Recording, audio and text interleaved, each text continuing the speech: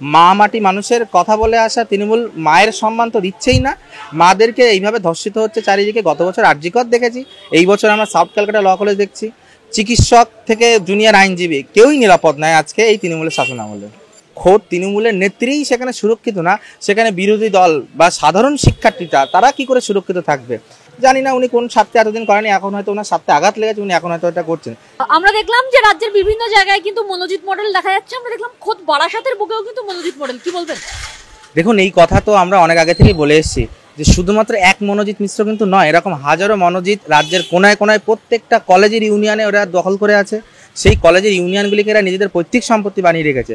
তার প্রমাণস্বরূপ বলছে, এই যে কথাটা উঠেছে, বারাসাত সান্ধ্য কলেজে আপনি চলে যান, সেখানে দেখতে পাবেন একজন নেতা আছে যিনি 2022 সালে ওই সান্ধ্য কলেজের ইউনিয়ন রুমে বসে নিজের আইবুড়ো ভাত পালন করেছিল। আজকে এরা আইবুড়ো ভাত করছে, আজকে এরা ওখানে কলেজে ধর্ষণ করছে, কালকে দেখা যাবে ওখানে বিয়ের অনুষ্ঠান করছে। এরকম হাজারটা মনোজিৎ রাজ্যের প্রত্যেকটা কোনায় আছে।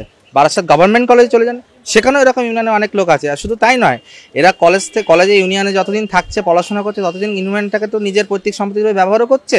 সেই সাথে পাস আউট হওয়ার পরে গিয়েও দেখা যাচ্ছে এরা অস্থায়ী কর্মীরূপে কলেজে নিযুক্ত হচ্ছে এবং এদের এই অপকর্মগুলো, কুকর্মগুলো এরা সেখানে কন্টিনিউ করে যাচ্ছে। তৃণমূল ছাত্র পরিষদের একজন নেত্রী ছিলেন রাজন্না হালদার, তিনিও এখন মুখ খুলেছেন, তিনিও বলছেন তিনিও অত্যাচারের শিকার। দেখুন, এই রাজন্না হালদারকে দেখেছি হঠাৎ করে একদিন উত্থান হলো 21শে জুলাইয়ের মঞ্চে, তারপর তৃণমূলের প্রচণ্ড প্রশংসা করলো এই মা, ওনার মা মমতা ব্যানার্জি, সে ছাত্র পরিষদ ওনার সবাই ভাইয়ের মতো। আজকে খোদ তৃণমূলের নেত্রীই সেখানে সুরক্ষিত না, সেখানে বিরোধী দল বা সাধারণ শিক্ষার্থীরা তারা কি করে সুরক্ষিত থাকবে? এবং আমার মনে হয় রাজন্না হালদার আজকে যেটা এক্সপোজ করেছেন, এনার আরও আগে ওইটা করা উচিত ছিল, তাহলে অন্তত এই বিষয়গুলো নজরে আসতো। জানি না উনি কোন স্বার্থে এতদিন করেনি, এখন হয়তো ওনার স্বার্থে আঘাত লেগেছে, উনি এখন হয়তো এটা করছেন। যদি এটাই বাস্তব চিত্র, মা মাটি মানুষের কথা বলে আসা তৃণমূল মায়ের সম্মান তো দিচ্ছেই না, মাদেরকে এইভাবে ধর্ষিত হচ্ছে চারিদিকে। গত বছর আরজিকর দেখেছি, এই বছর আমরা সাউথ ক্যালকাটা ল কলেজ দেখছি। চিকিৎসক থেকে জুনিয়র আইনজীবী কেউই নিরাপদ নয় আজকে এই তৃণমূলের শাসন আমলে। মমতা বন্দ্যোপাধ্যায় পর্যন্ত এই সমস্ত কথা পৌঁছয় না। মমতা বন্দ্যোপাধ্যায় প্রশ্ন এটা আমি কখনোই মানবো না, কেন কি আগেও দেখেছি ধর্ষণে উনি বলেছেন শরীর থাকতে যেমন জ্বর সর্দি কাশি হয় সেরকম ধর্ষণ হয়। তাহলে কিভাবে ওনার কান অবধি পৌঁছানো আমি জানি না।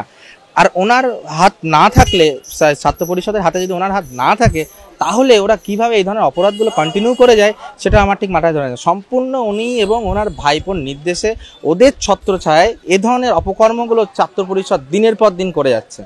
ভট্টাচার্য বলছে আমরা তো জ্যোতিষী নই, আমরা জানতে পারি না যে ভবিষ্যতে কে কি করবে।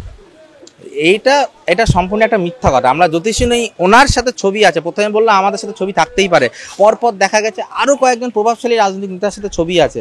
তাহলে উনি জানেন না ওখানে অপকর্ম হচ্ছে দিনের পর দিন। এই যে মনোজিৎ মিশ্র ম্যাঙ্গোদা নামে কলেজে ফেমাস হচ্ছে, এমনকি কলেজের ছাত্রছাত্রীগুলোকে মিছিলে নিয়ে যাচ্ছে, মিটিংয়ে নিয়ে যাচ্ছে, সব খবর যায় না। এটা তো হতে পারে না।